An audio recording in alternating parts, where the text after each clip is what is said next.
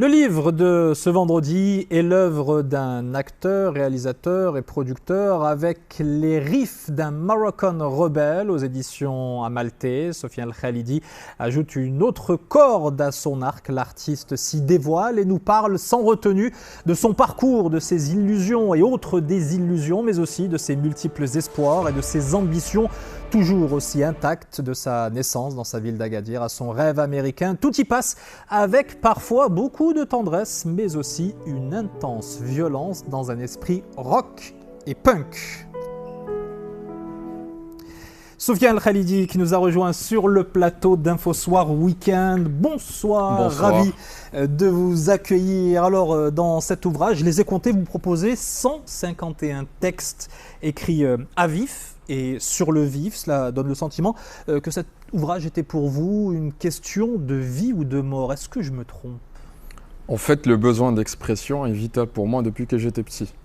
Quand j'étais petit, j'étais très timide et l'écriture et le théâtre, grâce à mon prof à l'époque, Monsieur Brick, m'avait sauvé de mon côté un peu timide, limite asocial, que certains parfois décrivent comme une forme d'autisme. Et l'écriture m'a sauvé de cette timidité-là. Et elle m'a permis par la suite, via mes études, via mon parcours aux États-Unis, à écrire des scénarios et aussi à m'exprimer quand je suis parfois contrarié parce qu'il s'est passé parfois en tournage ou bien quand je suis à l'université ou parfois j'avais du mal à m'exprimer en public. Et vous le dénoncez d'ailleurs, ce regard des autres, cette idée reçue sur votre manière d'être. On a le sentiment que ça a été aussi un déversoir de colère. Est-ce que vous êtes plus apaisé après cet exercice-là ? Je pense qu'il faut toujours avoir il faut avoir une flamme en soi. Comme disait le personnage de Stacey Jacks dans la pièce de théâtre de Broadway, Rock of Ages, You Need That Fire. Je pense que cette rage en moi, c'est celle qui m'a permis de partir d'Agadir au début jusqu'à Orlando puis à Los Angeles pour tourner parce que c'était pas gagné. Et souvent j'étais le seul Marocain sur les plateaux de tournage et j'ai dû me battre pour avoir ma place, surtout que j'étais à l'époque durant l'administration Trump et il y avait beaucoup de racisme, même en casting, même parfois avec des membres de Cruz. Qui parfois faisaient des amalgames sur les Marocains et sur les gens du Moyen-Orient. Vous utilisez parfois des mots très crus, voire très cruels. Est-ce que c'est votre côté rebelle ?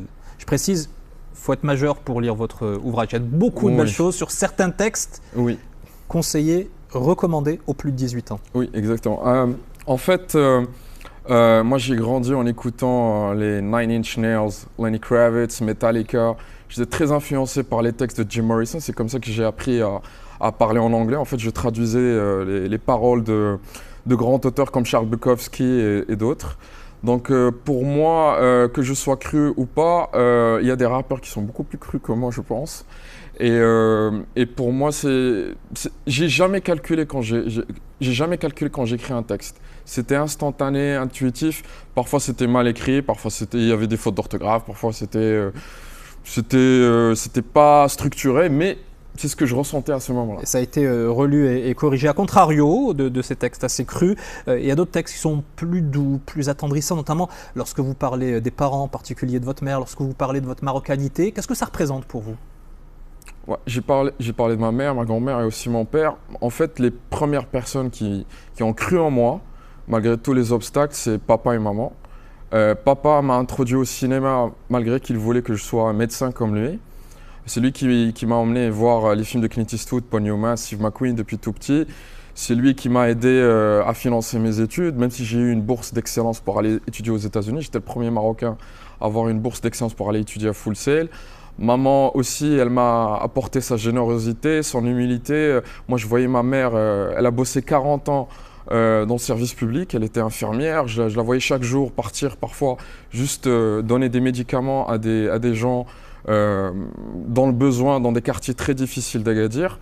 Donc pour moi, et en plus, la marocanité ne se résume pas juste pour moi au côté miséreux qu'on voit parfois dans le cinéma. Pour moi, le Maroc, c'est Younes El-Ainaoui, c'est Salah Eddin Basser, c'est Hicham El Guerrouj, c'est aussi la classe extraordinaire de Sa Majesté Hassan II, parce que j'ai grandi sous le règne de Hassan II. Je suis né en 87 et il avait un côté comme un personnage de Ocean's Eleven.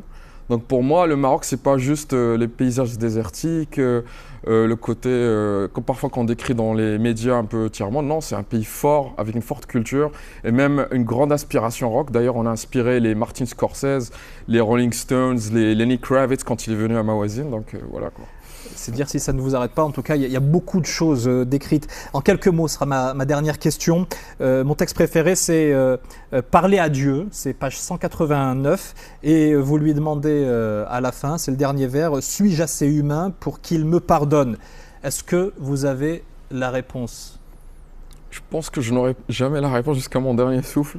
Parce que je pense que parfois, je l'ai écrit parce que j'étais toujours ambitieux, aussi ambitieux que mon père.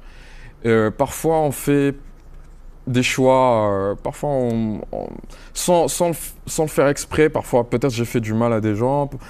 Parfois, j'étais pas parfait dans mon comportement parce que je voulais vraiment réussir. J'étais impatient.